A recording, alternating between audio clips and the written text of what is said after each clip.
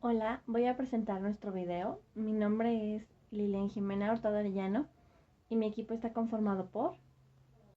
Hola, buenos días. Mi nombre es Rubí del Carmen. Hola, yo me llamo Danieli Zulema. Mi nombre es Rosario Guadalupe Vargas Barrón. Hola, mi nombre es Regina Citlali. Mi nombre es Mariana Itzel. ¿Qué es un tótem?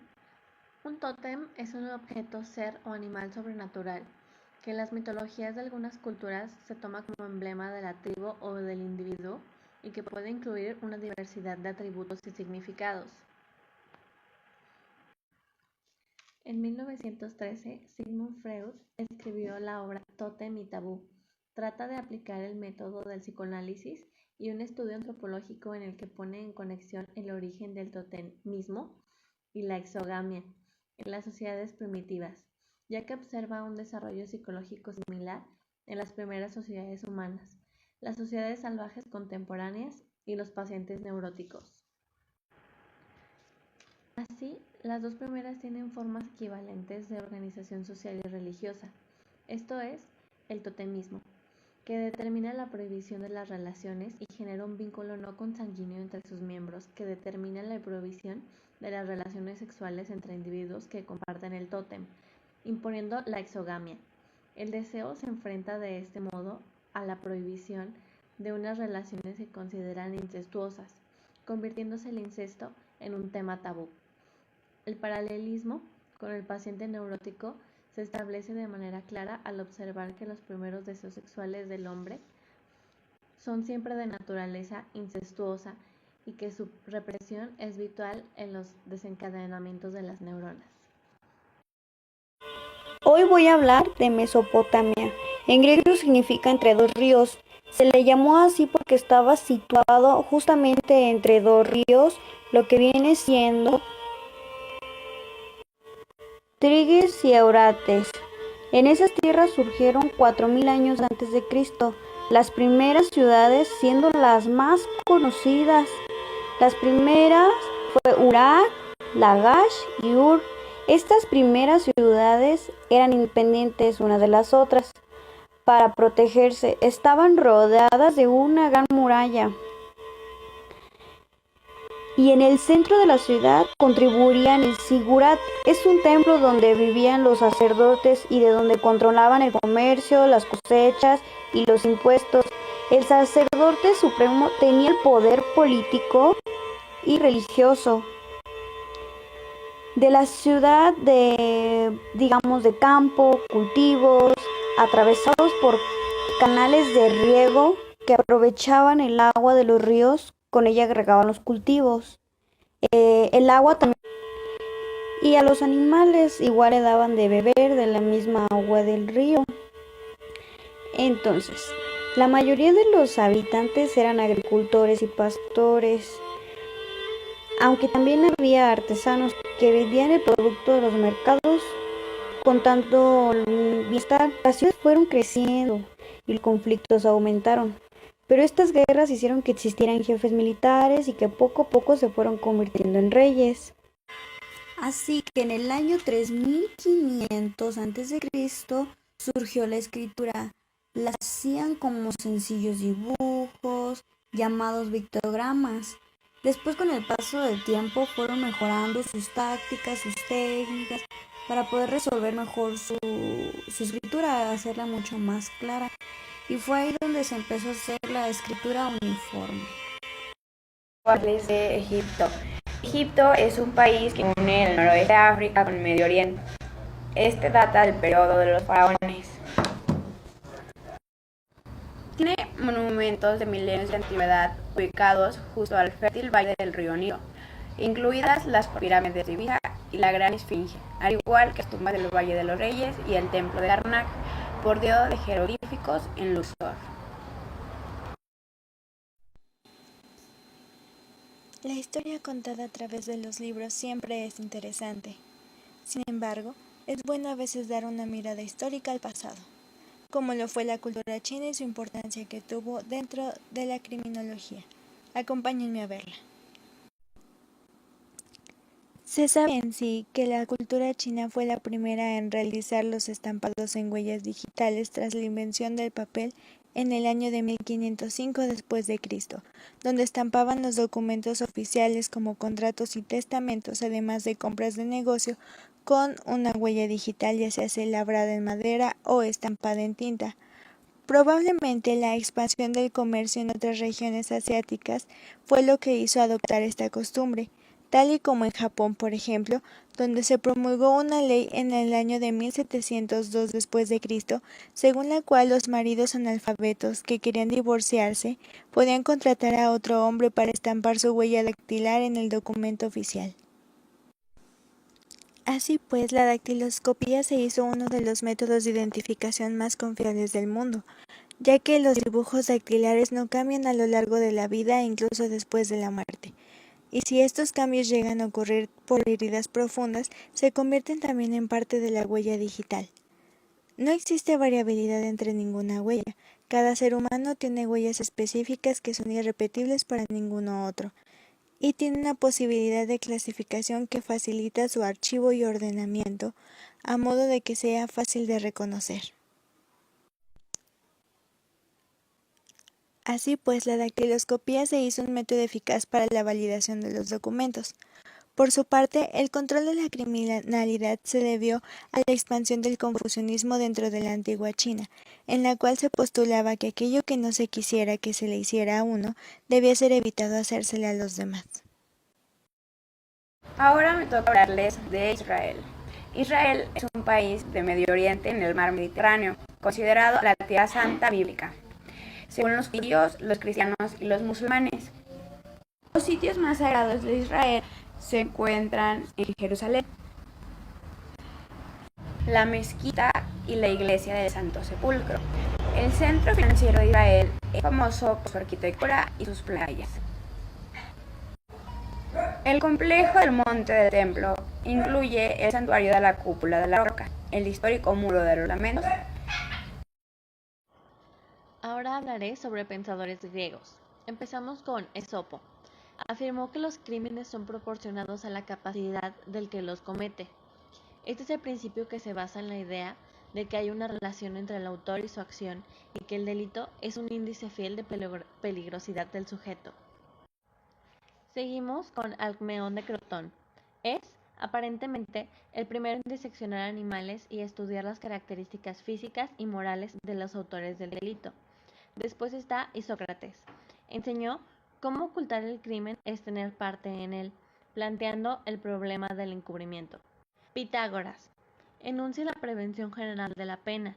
Nadie castiga al malhechor por la razón de que ha hecho un mal. Solo la furia irrazonable de la bestia actúa de tal manera. Pero el que desea infligir un castigo racional no emplea represalias por un mal ya pasado, el cual ya no puede deshacerse. Castiga para prevenir. Sócrates. El más famoso de los filósofos griegos dice: el hombre malo es por ignorancia, el que no sigue el bien es porque no lo conoce, el hombre que hace mal solo está desorientado y confundido, la felicidad es el resultado de la bondad, conócete a ti mismo, la justicia, entre otras virtudes, no es más que sabiduría, debe enseñarse a los criminales cómo no cometer más infracciones, dándoles la instrucción y la formación que les hace falta. Hipócrates, gran médico griego, sustrajo la medicina de prácticas religiosas de su tiempo. Se considera como el iniciador de la corriente biologista de la criminología, ya que interpreta el comportamiento humano como resultante del temperamento y a este como producto de los humores. Platón. Puede ser el antecedente de las corrientes sociológicas en criminología, ya que señala como el primer crimen es producto del medio ambiente, y la miseria es un factor criminógeno, pues conduce criminales, y el oro es causa de muchos delitos, ya que la codicia es creada por la abundancia, que con la enloquecida por el deseo, anuncia lo que se considera los principios básicos de la penología moderna, el tratamiento del delincuente, no el castigo, sino la socialización y la reeducación, y el segundo, el aspecto preventivo del castigo, se castiga como advertencia para que los demás no declinen. La Edad Media de la criminología comprende el periodo de la historia entre la caída del Imperio Romano Occidental de 1476 después de Cristo hasta la toma de Constantinopla por los turcos otomanos en 1453, caracterizada por la importancia central que tenía la Iglesia católica, especialmente en los temas criminológicos y penológicos, pues le daba un enfoque teológico y religioso. En esta época, uno de los exponentes más reconocidos fue el teólogo latino Aurelius Agustinus, o mejor conocido como San Agustín de Hipona, que vivió en Tagaste, Argelia, del 354 al 410, siendo una de las máximas figuras de la historia del pensamiento cristiano. El tema central del pensamiento de San Agustín de Hipona es la relación del alma perdida por el pecado y salvada por la gracia divina con Dios, relación en la que el mundo exterior no cumple otra función que la de mediador entre ambas partes. De ahí su carácter esencialmente espiritualista frente a la tendencia cosmológica de la filosofía griega, haciéndose las preguntas sobre el surgimiento del alma y su relación cristiana con respecto a esta. Así pues, San Agustín desarrolló la técnica de introspección, de interés psicológico y fisiológico, además de criminológico. Algunas de sus ideas afirman que la mente humana, tanto sin los sentidos como mediante la utilización de los mismos, analiza su pasado antisocial y las conductas criminales.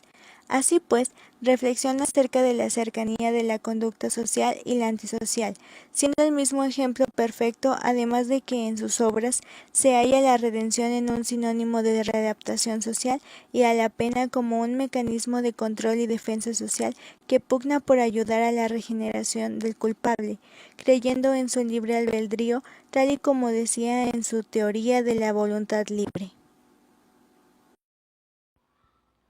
Aunque el interés y la temática principal siempre es teológico, cuenta también con varios comentarios a obras filosóficas.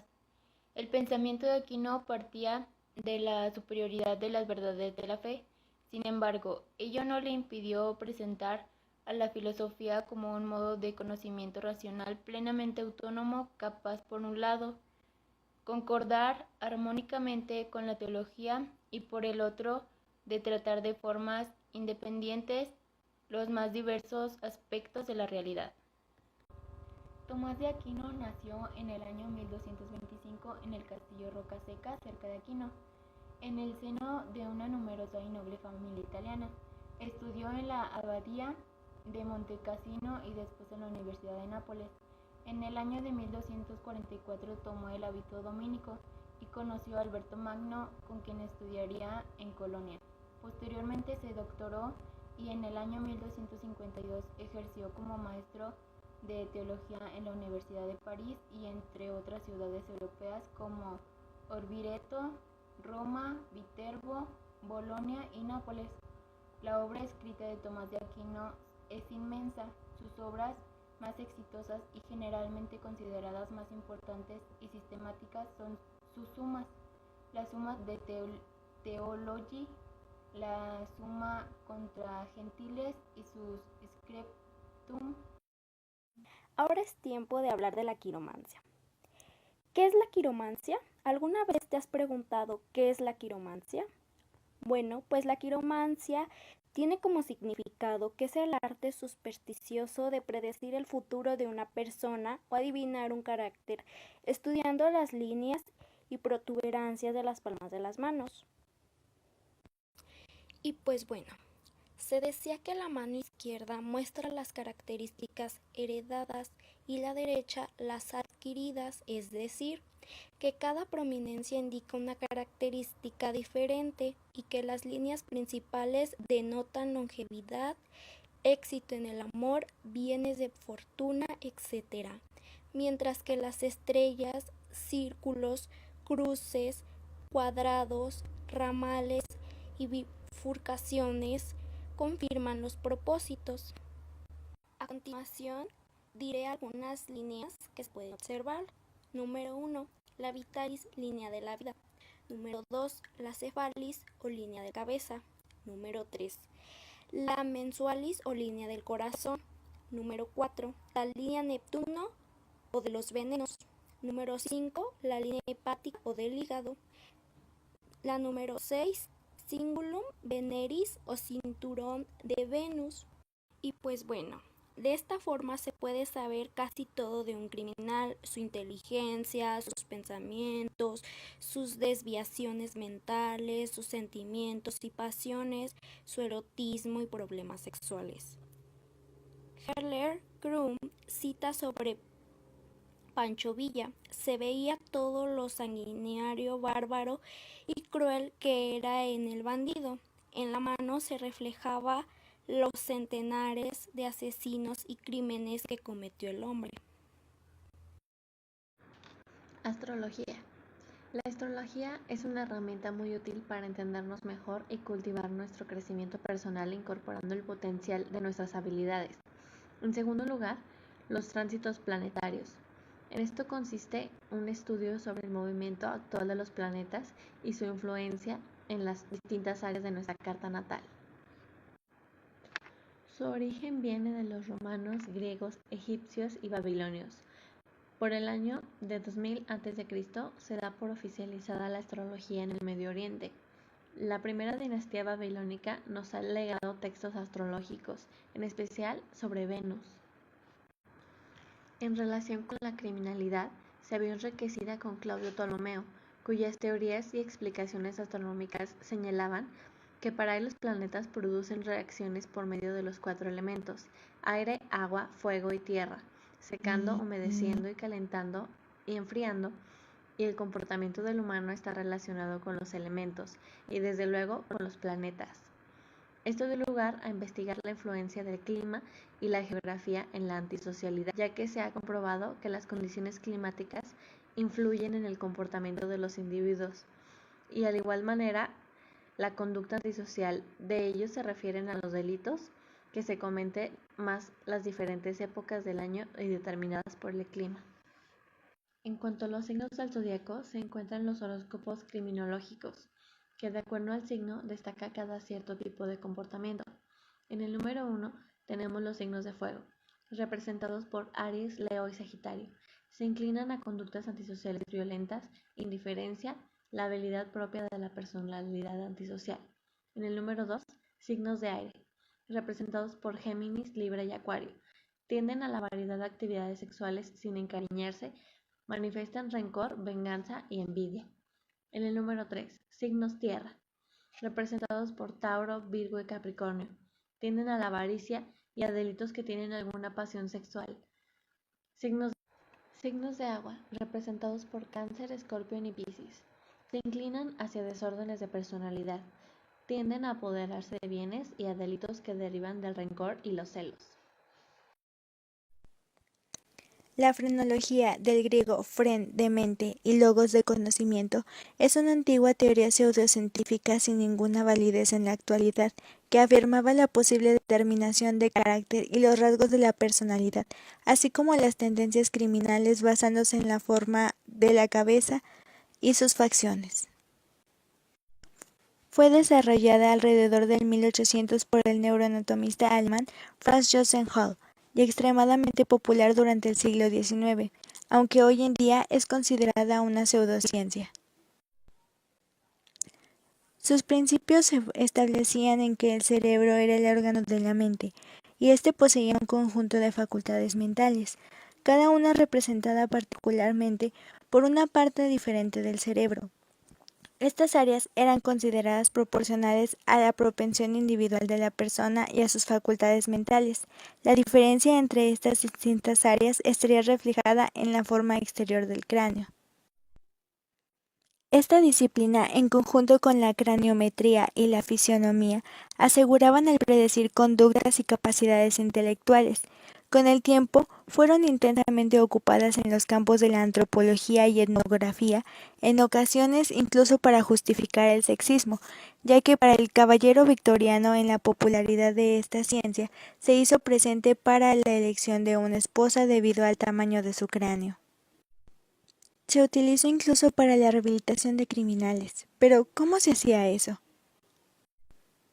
En muchas de las prisiones habían comenzado a ser ineficaces los castigos. Por tanto, decidieron cambiarlos. Así, en lugar de ejecuciones y azotes, los criminales necesitaban ser reformados, y las nuevas cárceles se convirtieron en los marcadores de una sociedad civilizada. Se llegó a explicar que el desarrollo del cerebro distinguía a los criminales del resto de la población. Por ejemplo, un gran órgano de adquisición que quedaba justo por encima de la oreja aumentaba la tentación de robar. Eso era particularmente problemático si se llegaba a combinar con una protuberancia alrededor del área asociada con la conciencia. La idea era que si los internos entendían cómo funcionaban sus cerebros, podrían llegar a practicar más el autocontrol y dejar los crímenes de lado. En tiempos pasados y muchas veces en la actualidad, el mal es explicado por medio de la existencia de un demonio o un ser maligno, esquizofrenias o posesiones. En la antigüedad se pensaba que eran los demonios los que enfermaban a las personas, y de hecho, era su comportamiento violento, extraño, bizarro o desorganizado, además de la fuerte herencia que ha tenido la religión sobre la explicación de muchos hechos en la vida, relacionados con 7 pecados capitales, que pueden ser la soberbia, la avaricia, lujuria, ira, gula, celos y pereza. No se conoce de manera exacta las causas del crimen, pero la teoría más antigua que correspondía a su casualidad era la propuesta por la teología, que basaba la explicación de que los delincuentes son personas perversas que cometen crímenes de una forma cruel porque están provocados por el demonio u otros espíritus malignos. De manera general, la demología es el estudio de la naturaleza y formas de los demonios. Demonio se define como el ser sobrenatural, espíritu o fuerza capaz de influir en las vidas humanas, en general por medios malignos. El demonio está representado en la mayoría de veces en colores negros, rojos y amarillos, que de acuerdo con la psicología de los colores significan odio, malignidad, cólera, muerte, desgracias, guerras, fuego, etc. La demología está unida con la brujería, que se define como el conjunto de prácticas que se realizan en personas que se autodenominan brujos, a las quienes se supone dotadas de poderes sobrenaturales, se ponen en práctica mediante ritos mágicos, en general para causar el mal. También se les conoce como magia negra o hechicería. Las brujas y hechiceros estaban relacionados con el demonio, y por esa razón se les perseguía y mataba. Los libros de demonología señalaban que las personas podían estar posesionadas y obligadas a realizar cosas perversas que no harían conscientes, por lo que había que sacarles ese demonio, y toda conducta que no se podía explicar la arreglaban por medios de tortura y se atribuía que la persona estaba poseída por un demonio. La aportación de la demonología fue la clasificación de los poseídos. Según el demonio que se les metía, era la manera en la que iban a cumplir. Y de eso de la clasificación de las enfermedades mentales, clasificados después de una manera más correcta por psiquiatras y psicólogos. También hablaremos un poco de lo que es la fisionomía. Esta también se entrelaza para saber o descubrir que se trata de un criminal, etc. Bueno, se denomina fisionomía a la apariencia del rostro de un individuo. La fisionomía, por lo tanto, es el aspecto de la cara de un ser humano. A continuación nombraré algunos rasgos faciales que identifican a un criminal. Por ejemplo, orejas de inusual tamaño, excesividad longitud de los brazos, asimetría del cráneo, menor capacidad craneana, mayor diámetro bicigomático, gran capacidad orbitaria, absolutamiento del occipucio, impulsividad, impresión de sus actos, insensibilidad moral y falta de remordimientos. También añadió factores como el clima, la orografía, grado de civilización, la alimentación, el alcoholismo, la posición económica y la religión. Y así es como la fisionomía forma parte de las teorías que se propusieron para la identificación del criminal. César Lombroso era un criminólogo y un antropólogo italiano. Él tenía una teoría. Según su teoría, Lombroso existe una cantidad de delitos desde las plantas hasta el hombre. pasando por los pueblos salvajes, en muchos cuyos grupos estos delitos perfectamente normales, hasta celebrados y reconocidos. De la misma forma sucede en los niños, donde, como en los animales y en los salvajes, hay una multitud de actos que serían criminales en los adultos, pero que ellos los son normales. En los niños se forma la conciencia moral, sobre todo la fuerza del ejemplo y la madurez de los órganos. De fallar en ambos se produce del estado de infancia moral prolongada a los delincuentes natos y de los locos morales. Ferri nació en San Benedetto, Lombardía, Italia, el 25 de febrero de 1856. Es el segundo autor en importancia de la escuela positiva. La importancia de Enrico Ferri para la criminología ha sido su aportación con la explicación sociológica de los fenómenos criminales. Señala, hay una serie de factores que rodean el ambiente y presionan a los sujetos a ser criminales. Desde su postulado se vincula para articular el estudio multifactorial de la criminalidad y conociendo estos argumenta la política pública de prevención. La mayor aportación de Ferri es la sociología criminal, considerado como el padre de esta.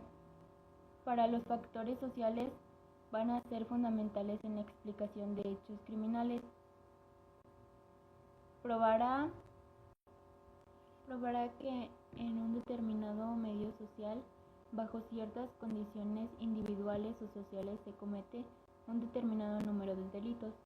Para Ferri la pena no es la venganza ni es el castigo, sino que su fin es la defensa de la sociedad de acuerdo con el grado de peligrosidad del autor. La sanación ha dejado ajustarse a las características individuales, apreciado caso a caso, aceptación de la individualización de la pena y aceptación de la sentencia indeterminada. La pena no es absolutamente eficaz por ser dura, no implica una disminución del delito. Lo más importante será la adoptación de sustantivos penales.